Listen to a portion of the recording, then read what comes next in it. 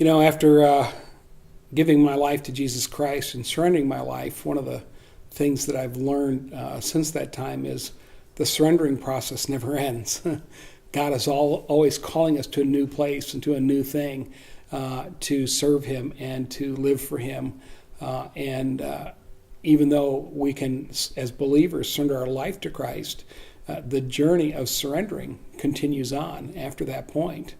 I remember as I began my Christian faith, and I met my wife Carol, and I was a businessman. I was doing relatively well for a young man in my early 20s, and very comfortable. The Lord began calling me into ministry, and as I met Carol and we began to date and later married, I stopped one day and I looked at her and I said, God may be calling me into full-time ministry. And that was the furthest thing from my mind prior to that point. I'd even told people who had told me I was going to be in ministry someday, never in my lifetime would I do that. And Carol looked at me and she goes, well, not with me, you're not. And she kind of had the same attitude. I can serve God, but I'm not going to be in ministry. And so we just kind of put that on the back burner and kind of just let it sit there. And we got married and we were living life and living for Him, but not completely surrendered in this area of our life. One day I sat down with my pastor and I said, Pastor, I've been wondering if the Lord isn't calling me into full-time ministry. And he goes, well, you're not sure? And I said, no, I'm not sure. That's why we're here. I'm talking with you. And he goes, well, then my advice to you is this. And I was expecting being a salesman, a sales pitch about how great it is to serve God and in full-time ministry. And he said, my advice to you is to run. And I said, run. I said, if you're called by God, the calling will never go away. But if this is just a passing phase, then it'll just phase out. Well, Carol and I continued to pray about it, and we ran just like we were told. And we just continued to ask God with fear and trembling if this was what He was calling us to do.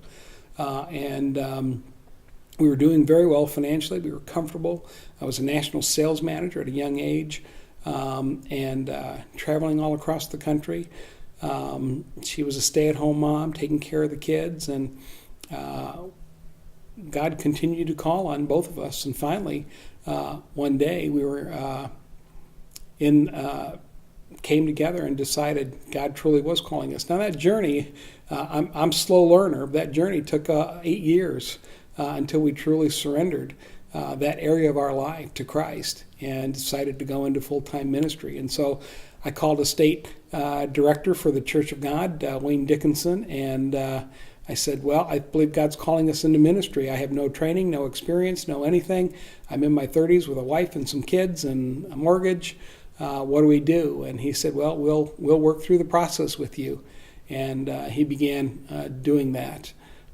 Later, having never had this conversation with our current pastor since we had moved, we were sitting in the parking lot, hadn't told anybody about our decision, and just having a general conversation with our friend Rick Carroll, our pastor. And finally he looked at us, and just out of the blue, he looks at us and he said, when are you guys going to stop running? And we knew what that meant, but we didn't know he knew what that meant because we had never told him about that story. And we acted dumb. Well, what are you talking about? And he said, when are you going to stop running from your call into ministry? And that was God's way of confirming to us in fear and trembling, this is what He was calling us to do. Well, we've been in ministry now for a little over 20 years, enjoying our ministry here at Adamsville Road Church of God with a great bunch of people, making a difference in people's lives all over this community. And I can tell you, surrendering your life to Jesus Christ, even after you're a believer, following Him and His calling and His leading is always an ongoing journey, but you'll never regret doing it. And while the ministry at times is difficult and has its share of trials and heartaches, we wouldn't do anything else because we just believe that's what the Lord has called us to. And God's will and God's way is always better than anything we can do on our own. And it has been worth the journey of surrendering our everyday life, not only our lives at the beginning for salvation, to the Lordship of Jesus Christ. You'll never regret following Jesus. He is the King of Kings and Lord of Lords.